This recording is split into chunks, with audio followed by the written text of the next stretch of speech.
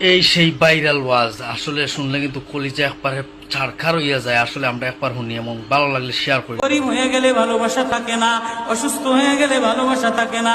চোখের কোনায় যদি ময়লা হয় তো বান্ধবী তাকায় না তোর চোখের কোনায় ময়লা, নাকের কোনায় যদি ময়লা হয় তো বন্ধু বান্ধবে তাকায় না, এখানে যদি একটা ফোড়া হয় তো বন্ধু বান্ধবী তাকায় না। ভালোবাসা মিলান হয়ে যায়, অভাবে পড়লে ভালোবাসা মিলান হয়ে যায়, অসুস্থ হয়ে গেলে ভালোবাসা মিলান হয়ে যায়।